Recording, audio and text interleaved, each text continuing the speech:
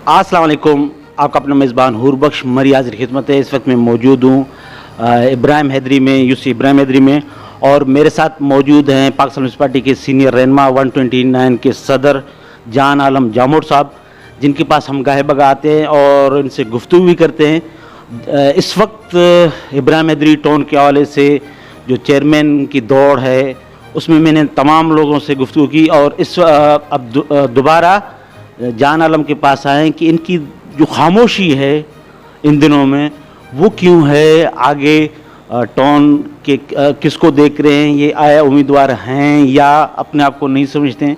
इनकी दिल की बातें हो सकता है हम कुरदने में कामयाब हो जाएं।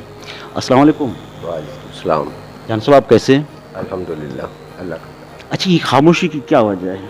बहुत दिन हो गए हैं और इसके अलावा आप पोस्टों में तो बोलते रहते हैं, तो टाउन के हवाले से चेयरमैन का एक वक्त में आपका नाम आ रहा था, फिर हम देखते हैं कि बिल्कुल खामोश हो गए हैं, तो इस खामोशी की क्या राज है? देखिए, अब क्योंकि आपको पता है कि हमारा ताल्लुक़ जो है पाकिस्तान पीपल्स पार्टी से है, और पाकिस्तान पीपल्स पार्टी के जो कारकुनान हैं उनके हवाले से आपको पता है कि वो हमेशा डिसिप्लिन में रहते हैं, और डिसिप्लिन में रहते हुए उनको जितनी जिम्मेदारियां दी जाती हैं वो सिर्फ उस पे ही काम करते हैं, बाकी उसके अलावा और डिसिप्लिन से हट के जो है वो कोई किसी किस्म की बात नहीं करते। तो हमें जब टाउन के इलेक्शन हो रहे थे, जो बल्दियाती इलेक्शन का पहला मरहला था, उसमें जो जिम्मेदारियां हमें दी गई एज अ पीएस सदर और पार्टी टिकट होल्डर के हवाले से जो जिम्मेदारी दी गई वो हमने अच्छी तरीके से निभाई, और जो यूसीज माजी में पाकिस्तान पीपल्स पार्टी कभी जीत भी नहीं सक रही थी, उन यूसीज को भी हमने बहुत अच्छे तरीके से विन किया है।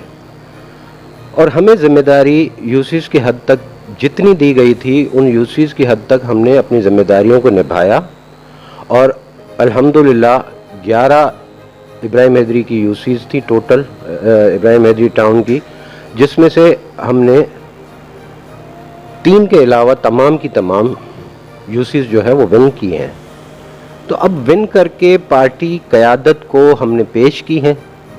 अब पार्टी क़यादत की अपनी मर्जी है, पार्टी क़यादत जिसको चाहेगी उसको टाउन पे चेयरमैन या वाइस चेयरमैन बनाएगी। तो अब जब एक सूरत हाल तमाम के तमाम मलीर के टाउन्स की वाज़े आ चुकी है, जिसमें तीनों टाउन्स की पोजीशन ये है कि तीनों टाउन्स हम अनअपोज अपना चेयरमैन लेके आ जाएंगे, तो फिर इसके बाद हमारे पास बात करने की ज़रूरत नहीं रहती, गुंजाइश भी नहीं रहती और ज़रूरत भी नहीं रहती। ये टोटली फैसला जो है वो पार्टी क़यादत का है। जो पार्टी क़यादत फैसला करेगी मनोवन हम कबूल करेंगे, और वो जिसको चाहे उसको बना दे। बाकी हर किसी की अपनी मर्जी है, अप्रोचेस हर कोई करता है, जिसमें रफ़ीक जतवाले भी अप्रोच कर रहे हैं हमें, अगर वो बनते हैं तो भी हमें कोई एतराज़ नहीं है, भुट्टो साहब बनते हैं तो भी हमें एतराज़ नहीं है, और सत्तार हमायती बनते हैं तो भी हमें एतराज़ नहीं है, क्योंकि पार्टी का फैसला होगा, जो होगा सर आँखों पे हम कबूल। अच्छा, ये रवायती जवाब है? नहीं, रिवायती जवाब नहीं है, जो फैक्ट्स हैं वही मैं आपको जो है वो इंडिकेट कर रहा हूँ। आपको फैक्ट्स बताए हैं मैंने कि इसमें हमारे फैसले की कोई अहमियत नहीं है। अच्छा जन साहब, जाहिर है कि आप जैसे आपने बताया कि हर एक का अपना हक है कि वो लॉबिंग करे, ठीक है, भुट्टो साहब भी लॉबिंग कर रहे हैं, और इसके अलावा जत साहब जो रफ़ीक जत है उसके लिए भी लॉबिंग हो रही है काफ़ी, मगर आपके लिए लॉबिंग अंदरूनी खानों में हो रहा है, बज़ाहिर नज़र नहीं आ रहा है, या आप मुतमईन हैं कि जो सामने होता है वो हमेशा आता नहीं है? मैं इसलिए में हो जाऊँगा, मुझे लॉबिंग की कोई ज़रूरत नहीं है। मैं क्यों करूं लॉबिंग, जब पार्टी के पास क्लीन स्वीप टाउन मौजूद है। हमने जो मुश्किलात गुजारनी थी कारकुनान ने पार्टी के लिए, वो गुजार के हम बैठे हुए हैं। अब जो पार्टी फैसला करती है, हमारे लिए हर मेंबर बराबर की हैसियत रखता है, चाहे वो कोई भी हो। जो हमारा जीता हुआ मेंबर है उसमें से जिस पे भी पार्टी क़यादत हाथ रख देगी, बिलावल साहब हाथ रख देंगे, हम उस फैसले को मनोमन कबूल करेंगे। किस पे हाथ रख रहे हैं, आपको कुछ पता है? ये मुझे नहीं पता, ये मुझे नहीं पता कि किस पे हाथ रख रहे हैं, किस पे हाथ नहीं रख रहे। ये पार्टी का फैसला होगा। हम सब जब भी पार्टी क़यादत के सामने पेश होते हैं तो सारे जमा होते हैं, वहाँ पे सारे एक साथ होते हैं। पार्टी ने अभी इस किस्म का कोई इंडिकेटर नहीं दिया है। जब पार्टी देगी तो आपके सामने आ जाएगी। अच्छा जन साहब, आपकी बातों से तो ये लग रहा है आप बिल्कुल पार्टी के हक में हैं अगर कोई भी फैसला हो जाता है, मगर परसेप्शन ये है कि जान आलम जामोद साहब जो तंजीम को कोई खातिर ख्वाह में नहीं लाते हैं, तो ये बात कहाँ तक सच है? या हम देखा कि मलीर में आप कम नज़र आते हैं, तो इसके पीछे क्या रज़न है? देखें, जो क़यादत होती है, जो लीडरशिप होती है, जिसके पास पार्टी के कोई ओहदे हैं, जिसमें यूसी का ओहदा भी हो सकता है, पीएस का ओहदा भी हो सकता है, डिस्ट्रिक्ट का ओहदा भी हो सकता है, और ऊपर तक आप चले जाएं, तमाम ओहदेदार मौजूद हैं। आप मुझे ये बताइए कि तंजीम की जितनी भी क़यादत, जितनी भी जिम्मेदारियां दी गई हैं, चाहे वो पीएस को मिली हो, या वो यूसी को मिली हो, या वो ज़िले को मिली हो, या वो सिंध के सदर हों। हमारे सिंध के सदर निसार खोड़ो साहब हैं। क्या निसार खोड़ो साहब से सब खुश हैं? तमाम कारकुनान खुश नहीं होते। इसी तरीके से ज़िले की सदारत है, ज़िले के सदर के साथ भी तमाम लोग तो खुश नहीं होंगे। हमें पार्टी के साथ सिंसियर रहना होता है, हमें सिंसियरिटीज़ देखनी होती हैं। जो कारकुनान सिंसियर हैं, हम उनके एहतजाज को भी और उनके नाराज़गी को भी सिद्के दिल से कबूल करते हैं और उनको मुतमईन करने की हर वक्त कोशिश कर रहे होते हैं। इसी तरीके से जो हमसे ऊपर लीडरशिप है, वो उनके साथ भी हमारे इख्तलाफात होते हैं, लेकिन ये हमारे अंदरूनी मामलात हैं। उसमें हम किसी के साथ इख्तलाफ रख भी सकते हैं, और हमें भुट्टो साहब ने यही मैसेज दिया है, हमें भुट्टो साहब ने सिखाया ही ये है कि आपको पूरा हक है अपनी बात रखने का। वो बातें रखी जाती हैं पार्टी में, बहुत सारे इख्तलाफात आते हैं, यूसीज़ में भी आते हैं, कारकुनान को नाराज़गियाँ होती हैं, उसमें यूसी लीडरशिप को चाहिए कि वो उनको मनाए। और मेरे ऊपर जो जिम्मेदारी आती है, मुझसे कोई अगर नाराज़ है तो मेरा भी काम है कि मैं उनको मनाऊं। इसी तरीके से डिस्ट्रिक्ट प्रेसिडेंट का, और इसी तरीके से डिवीज़न का, और इसी तरीके से सिंध के सदर की भी ये जिम्मेदारी बनती है कि जो कारकुनान नाराज़ हों उनको मनाया जाए, उनको साथ लाया जाए। ऐसा नहीं होता कहीं पर भी। अगर जो भी जमहूरी पार्टी है, जमहूरी पार्टी का मतलब ही यह है कि इजहार राय का सबको हक है, वो बोल सकता है। मेरे साथ कोई नाराज़ है, अगर वो बोलता है, जब वो ना बोले तो मैं टेंशन में आऊँ। बोल रहा है, इसका मतलब मेरे हक में है। वो मेरे साथ नाराज़ ज़रूर है, लेकिन वो मेरे बारे में बोल रहा है, अपनी राय रख रहा है, अपनी नाराज़गी का इजहार कर रहा है, तो मेरा काम है कि मैं उनको मनाऊँ। अच्छा, ये भी देखने में आ रहा है कि जहाँ पर पार्टी के जिन्होंने वायलेशन किया है उनके सामने खड़े रहे आज़ाद हैसियत से, तो जान आलम जामोद उनको भी अपने साथ लेकर चलता है जहाँ तरक्याती काम हो रहे हैं। तो ये फिर आप आंखें नहीं दिखा रहे हो उस तंजीम को जो सामने वाला है? देखिए, नाराज़गियाँ, मैंने पहले भी कहा कि नाराज़गियाँ होती हैं, लेकिन वो पार्टी का हिस्सा हैं। वो लोग भी, उन्होंने पार्टी को छोड़ा तो नहीं है, वो पार्टी के साथ रहे हैं। बल्कि मैं ये कहूँगा कि जो नाराज़ जो मुझसे नाराज़ है, मैं उनको मनाऊँ, और जो उस यूसी की क़यादत कर रहे हैं वो उनको मनाएं, ताकि वो करीब हैं। पार्टी की मजबूती इसी में है कि हम हर बंदे को मुतमईन रखें, हम उनको साथ लेकर चलें। ये तो नहीं है कि हम उनको छोड़ दें और फिर वो और कहीं जाएं और किसी पार्टी का सहारा लें। वो हमारा हिस्सा है ना, कहाँ जाएंगे? वहाँ के लोकल हैं, वहाँ के वोटर हैं। इस बार चलो उनकी आपस की नाराज़गी थी, लेकिन पीएस में तो उन्होंने एमपीए साहब को तो वोट दिया है, एमपीए साहब के तो साथ वो थे।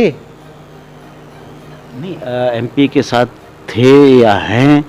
और जब हमने देखा यूसी चश्मा में अभी जैसे इमरान यूसुफजई बना है, और कल हमने शायद परसों था, कल था, या आप गए थे, तो फिर जो वार्ड का जो तंजीम उन लोगों ने किसी और को बनाया, फिर आपके साथ कुछ और लोग थे जो पुराने कारकुनान, जैसे आप बता रहे हो कि उन्होंने एमपी साहब को वोट दिया है, तो फिर इमरान ने भी तो एमपी साहब को वोट दिया था, तो आपने उनको साथ लेकर नहीं चला, या उस फैसले को आप मानते नहीं एज ए पीएस सदर के हवाले से? देखिए, उनका ओहदा अनाउंस हो चुका है, वो यूसी का सदर बन चुका है। अब उसका काम है कि वो एफर्ट करे और पार्टी को मजबूत करे ना। जो नाराज थे उसके साथ उनको मनाए, जिस तरह मैं मना रहा हूँ उस तरीके से वो भी मनाए, ताकि हम आगे जनरल इलेक्शन में जा रहे हैं। कल को हम जनरल इलेक्शन में जाएंगे, क्या ये तमाम लोगों को हम नाराज करके बैठे रहें? फिर हम पीएस के इलेक्शन, मेन इलेक्शन जो है वो अब आ रहा है, उसमें हम अगर ये नाराजगियां पालते रहेंगे तो हम पार्टी को नुकसान देंगे। पार्टी को क्यों हम नुकसान दें? अच्छा जन साहब, ये तो हो गया आपके तंजीमी सवाल। जैसे हम टोन के हवाले से आते हैं, इब्राहिम हैदरी टोन की बात करते हैं, इसमें बहुत सी लाइबिलिटीज़ हैं और बहुत से इस तरह टोन को चलाना भी काफ़ी मुश्किल है। बज़ाहिर तो सहरा सजेगा किसी के सर पर भी, वो आपके सजता है या किसी और का सजता है, मगर इसको चलाना भी तो होता है। ये फिर जनरल इलेक्शन में तो ये नुकसान नहीं होगा अगर वो डिलीवर नहीं कर सके? नहीं, इंशाल्लाह वो प्रॉब्लम्स तो है अपनी जगह, लाइबिलिटीज़ बिल्कुल हैं, लेकिन लाइबिलिटीज़ को इस वक्त भी जो एडमिनिस्ट्रेटर्स बैठे हुए हैं वो उन लाइबिलिटीज़ को कवर करने की कोशिश कर भी रहे हैं। इंशाल्लाह जब तक टाउन का वजूद आएगा और चेयरमैन जब बैठेंगे तो मैं समझता हूँ कि काफ़ी हद तक बोझ जो है वो जो इस वक्त एडमिनिस्ट्रेटर्स बैठे हुए हैं वो भी कम कर देंगे। उसके अलावा पूरी टीम वहाँ पे मौजूद होगी। जब काउंसिल बन जाएगी तो काउंसिल में बहुत सारे ऐसे मामलात हैं जो हम आपस में डिस्कस करके मिल बैठ के उन मामलात का भी हल निकालेंगे। और हमेशा आपको पता है कि जब भी नया निज़ाम आता है, नया सिस्टम, क्योंकि बल्दियाती जो इदारे हैं उसमें अक्सर व बेशतर आपने देखा है कि चेंजेस आते रहते हैं। कभी डीएमसीज की तरफ हम चले जाते हैं, कभी डिस्ट्रिक्ट काउंसिल्स की बना देते हैं, तो कभी टाउन्स पे आ जाते हैं। तो हर बार ये बाइफिकेशन की जो प्रॉब्लम है वो आती रहती है। उसको पहले भी हमने जब पहले टाउन थे तो उस वक्त भी हमने फेस किया था। आशिक जामोद जब थे तो उस वक्त भी काफ़ी अरसे तक जो है वो फंड्स मौजूद नहीं थे, तो उस वक्त भी हमने जो है वो टाउन बहुत अच्छे तरीके से चलाए थे। फंड्स 1 साल बाद आए थे उसमें भी। तो इस बार भी इस तरह की पोजीशन, हर बार बाइफिकेशन में इस तरह की पोजीशन बन जाती है। इसमें चुनाव करने में या इंतखाब करने में तो तजर्बा भी देखा जाएगा या नहीं? किसी के नाम पर फुरा फाल निकल जाए तो वो चला पाएगा? देखिए, चलाएगी काउंसिल। चेयरमैन ज़रूर होते हैं, चेयरमैन कोई भी हो सकता है, मैं भी हो सकता हूँ, रफ़ीक भी हो सकता है, भुट्टो भी हो सकता है, सत्तार भी हो सकता है, मंजूर भी हो सकता है, कोई भी हो सकता है। मकसद चेयरमैन बिठाना नहीं होता, मकसद ये होता है कि आपकी जो काउंसिल बनने जा रही है उसमें ऐसे मुदब्बिर लोग होने चाहिए जो मिल बैठ के प्लानिंग्स करें और टाउन को बेहतर से बेहतर अंदाज में चला सकते हैं। टाउन कभी भी चेयरमैन नहीं चलाता, टाउन हमेशा काउंसिल चलाती है।